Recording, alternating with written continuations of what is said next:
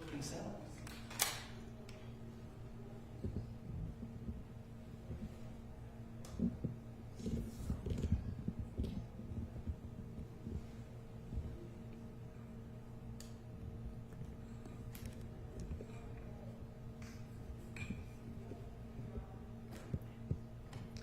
Have him stay in station.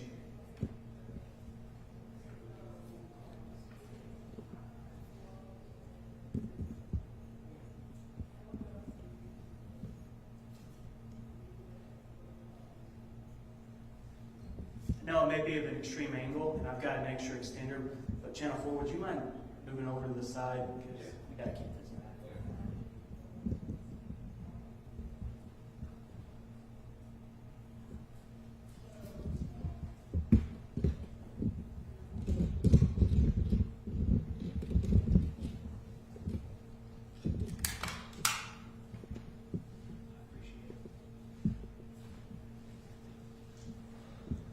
About to get started? All right. We'll get started here in a minute. We'll do one more mic check and white balance.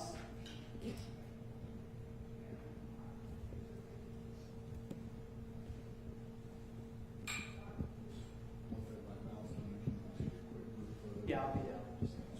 Or would you mind holding it up? No. I'm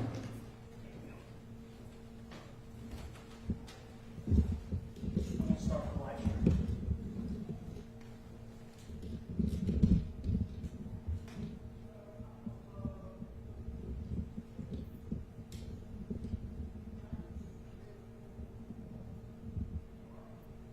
Megan, you make sure we're up on the live stream.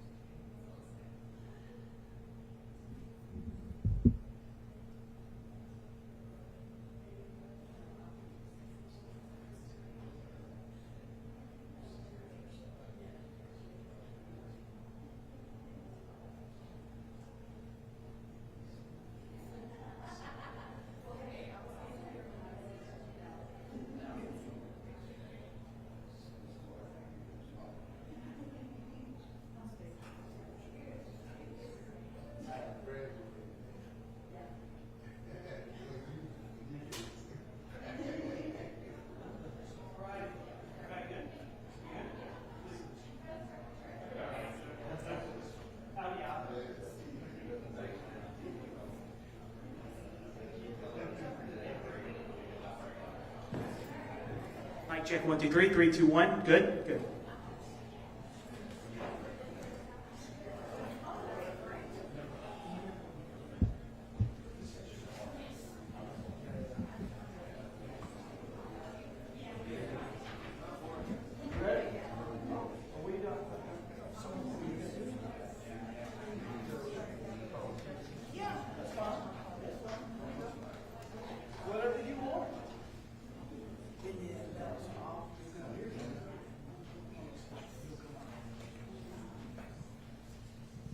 One minute, everyone.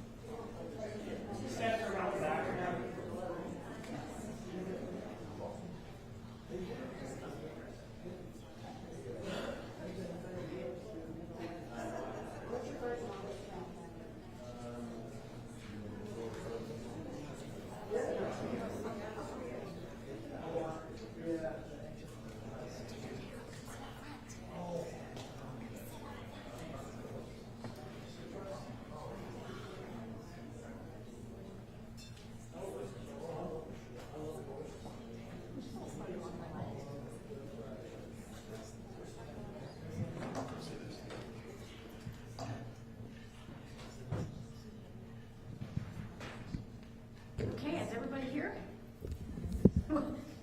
So good morning, everyone. Thank you all for joining us today. This is a great day.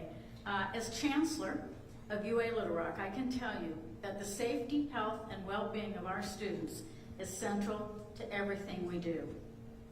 Creating a living and learning environment where all students can be successful is a fundamental value of UA Little Rock. We work every day to create an environment where students can pursue their education, connect with their peers, and plan for their future. But we know that this environment doesn't exist in isolation. There are serious risks facing young people today, both off and on our campuses. One of the most insidious and dangerous of these risks is the growing presence of fentanyl and counterfeit pills. These substances are often taken unknowingly, and the consequences can be immediate and irreversible. It's a crisis that crosses age, background, geography, and unfortunately, no community is immune. That's why we're here today, to partner with the Arkansas Attorney General's Office supporting the One Pill Can Kill initiative. This effort is focused on raising awareness about the dangers of fentanyl and fake prescription drugs, and on helping our students, faculty, and the entire Trojan community understand just how serious this threat is. Our responsibility is to do everything we can to keep our students safe. The reality is that it only takes one moment, one decision, one pill to change a life forever. That's why it's so important that we take this threat seriously and work together to prevent these tragedies. As an institution of higher education, we're committed to being a part of the solution. That means sharing information, having difficult conversations, and connecting students to the resources they need. We're grateful for the leadership of the Attorney General and his team in bringing this initiative to the forefront on our campus, and for being a strong partner in our shared effort to keep students safe. Prevention starts with awareness, and awareness starts with partnerships like this. It is now my honor to introduce someone who has made this issue a top priority across Arkansas. Please join me in welcoming Attorney General Tim Griffin.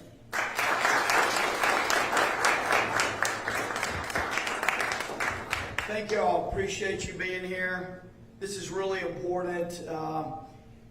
We kicked this whole campaign off statewide in Fayetteville at the U of A, and we're going to continue doing this at four-year schools, two-year schools around the state. This is one of the many, many uses of the opioid settlement that my office manages. And we are engaged on prevention and awareness, which is what really the focus of this is today, but also recovery, supporting those who have made the mistake of maybe trying that first pill and are now addicted. So we're supporting them. And of course, law enforcement is a critical part of it. But today's focus is primarily on making sure that people never make the first mistake. Opioids, prescription drug opioids in particular, play a role in medicine, but they are highly addictive. And this country has lost hundreds and hundreds of millions, hundreds of thousands, millions of Americans to opioids. And we've been dealing with that for years. It personally impacted me. Years ago, I had a campaign volunteer who was a student at the University of Arkansas in Fayetteville, and he got addicted to opioids and is no longer with us. And so I knew years ago what tragedy could come from opioid addiction. My brother had a back surgery that went terribly wrong and was addicted to opioids and prescription ones and died in March. So I get it. I totally get it. But let me tell you, the illicit opioids that are on the streets today are even more dangerous than the prescription drug opioids. At a minimum, at least with the prescription drug opioids, you know what you're holding. You know it's what it says it is. And there are the dangers that accompany that. But the illicit opioids that are on the streets, you have no idea what you're holding. You have no idea what the person at the party may be giving you. It may look like a legitimate prescription drug. You have no guarantee that it is. The illicit opioids that are on our streets today are being manufactured primarily south of the border in Mexico, and the ingredients are shipped from China. And the people that are engaged in this enterprise are the worst of the criminals. They have no cares at all for you, whether you die or whether you live. They are just trying to make the cheapest, most addictive product that they can, fool people into thinking it's something legitimate. And if you die, you die, because there'll be lots of others standing in line to try them and to be customers of theirs. That's how sick these people are. And so when we say one pill can kill, we literally mean one can kill you. And so it all starts with just informing people, educating people, increasing awareness. And we are targeting college campuses in particular because a lot of the addiction that we see, particularly for illicit drugs, it starts at this age group. In the late teens, early 20s, someone is offered a pill, a drug, at a party, socially, whatever, and that's the beginning of the end. And so that's why we are targeting this particular group of Arkansans. And a lot of it, as I said, is focused on the prevention and awareness, but there will be some training in our student training today on what to do if you see someone who may have overdosed. What's the role of Narcan, which we have spent significant money on our college campuses and elsewhere, and we continue to do that.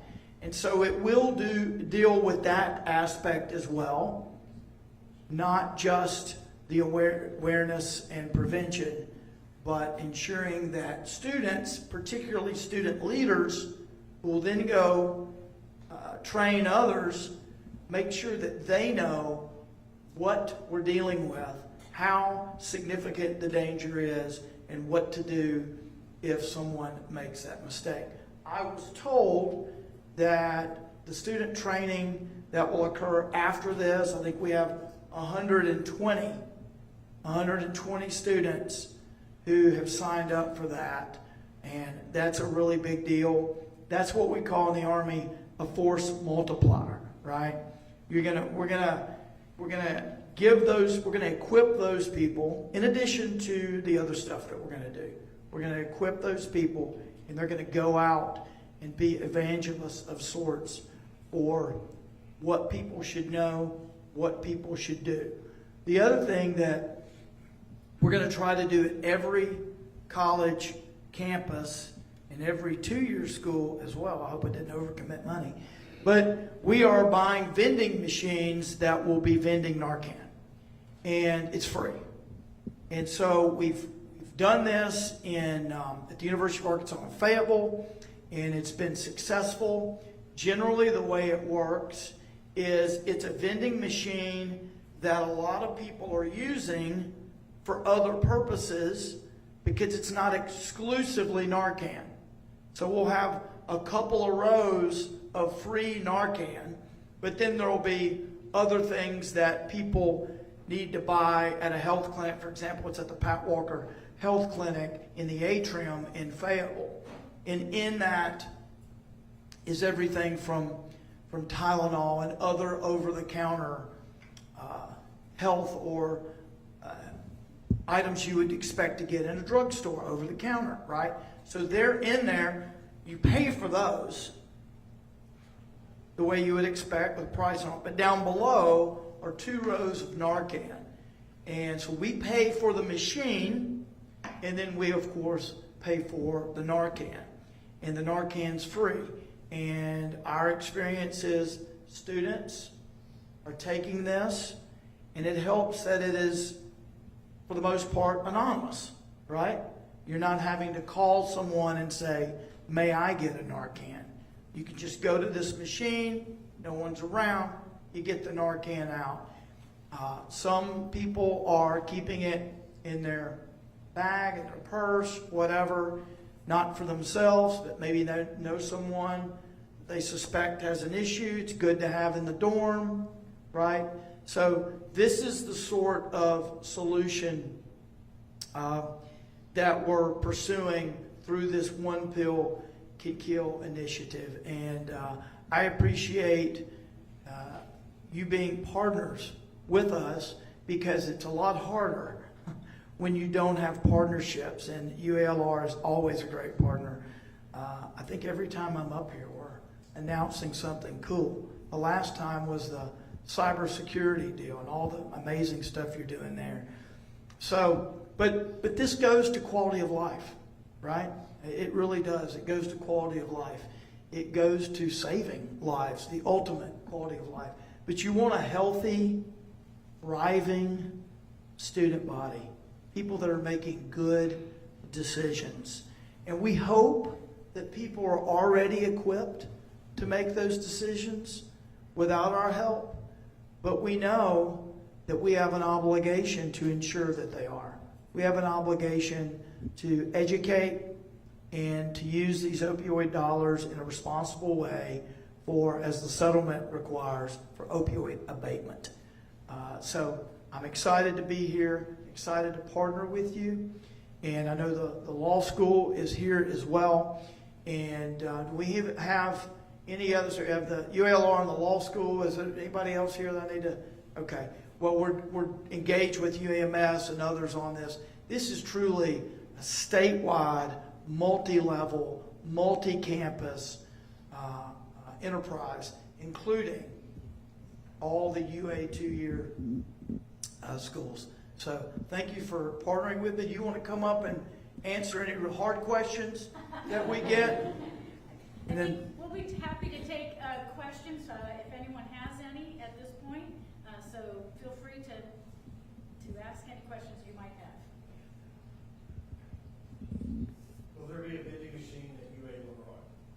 Yes. Yes. Where do you want it? No, I think we're already working on this. Student center is a common area. You just want a lot of high traffic. The Pat Walker Health Clinic made sense. It's adjacent. If you know the Fayetteville campus, it's adjacent to the student center. Do we have one in the student center as well?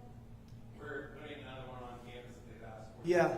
So, look, this is iterative and developing as we speak. We're going to adapt and improve as we go. And if we feel like a place can be needs another one, we'll do it. If we feel like that the current one's not getting the traffic, we need another training. If we missed, if there was something that was taking a bunch of people that should have been there away, then we'll come back. The goal is not to check boxes, but to make an impact. And so we're going to do whatever it takes.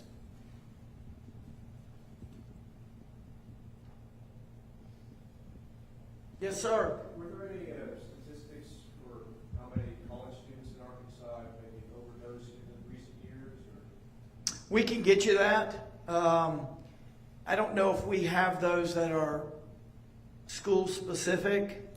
There are a lot of reasons for that, that we may not have that data.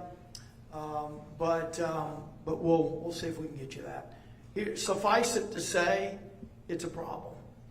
And I think that student leaders, other students that we've talked with, and obviously faculty, leaders on campuses, universally recognized as a problem.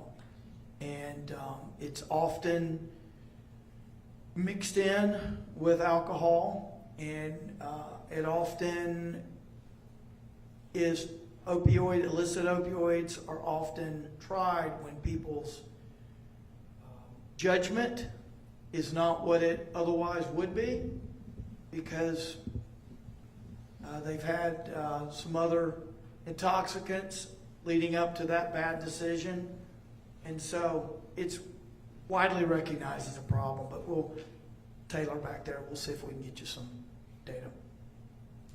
Anything else? Yes, sir. What advice would you give to law students who want to plug into this issue as they go on the road to become lawyers? Like, what would you like to see? Well, first of all, they should apply to work at my office, and then specifically request to work on this issue. Look, I think that the best thing to do is to educate yourself on the breadth of the issue. On the prevention side, on the recovery side, on the law enforcement side, and the prosecution side. I think that there's a place, whether you're advocating for recovery, access, whether you are on the law enforcement side locking up people who don't care if we live or die, whatever it is, I think that there are plenty of options. But the first thing you should do, and I believe this to be the case in life, you should learn as much as possible about the topic and let that inform your decision making. The worst decisions are those made without sufficient facts and study. Yes, ma'am. So we appreciate this being available to our campus students, and it will be really impactful for them. However, at this institution, like many, there is a pretty significant online presence. Is this training available in an online format, or are there plans for it too? Well, there are, yes. So there's a ton of training available online, including some resources that we have available. That's not lacking at all. Yes. In fact, some of our presentations are available online. But we have found that, and I think there's a certain degree of just It's the nature of humans. When we get in the room physically with 120 leaders, as we will shortly, and they have hands-on, because there's a hands-on component to this, because it's to some degree a medical related, part of the training is medical related, right? So I think it's more effective, but yes, there's lots of online stuff. And as I said, this is iterative. If what we've seen when law enforcement, campuses, whatever, say to us, hey, here's a good idea, then I have been willing to say, well, let's do that. I didn't start this job thinking, let's put Narcan vending machines on university campuses. I didn't know what a Narcan vending machine was. No one had tried to sell me that. It's amazing what they try to sell once you get elected and you have these opioid funds. So you start to learn bad idea, bad idea, bad idea, good idea, right? Hopefully you don't have any that you thought were good and you learn later, probably wasn't the best use. But the point is, it's dynamic. It's not static. And so we're going to do things here, and at the next announcement may be different than we did at the first announcement, because we're learning and we're getting Arkansas experience, and we know what works. Fortunately, we don't have to make this up, because other states have been doing stuff, and we can all learn from each other, right? Sort of the states are laboratories, from the old Supreme Court opinion. And it's true. So Mississippi, I'm really good buddies with Lynn Fitch, the AG of Mississippi.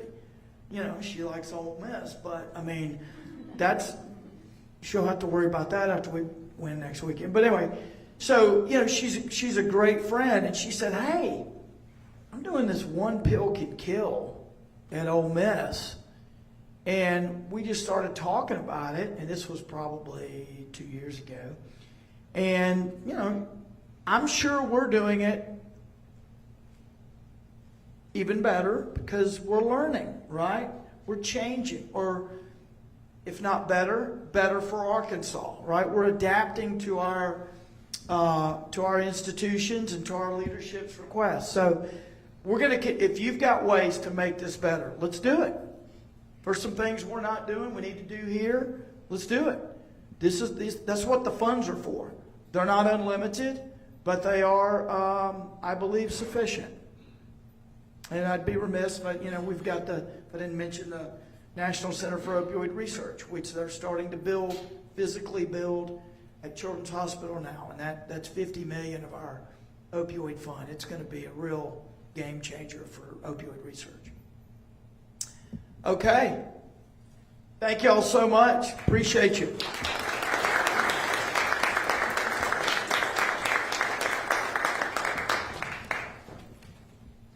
Thank you again, Attorney General Griffin, for being with us today and for your continued support on this important issue. We appreciate the partnership and the work your team is doing across the state.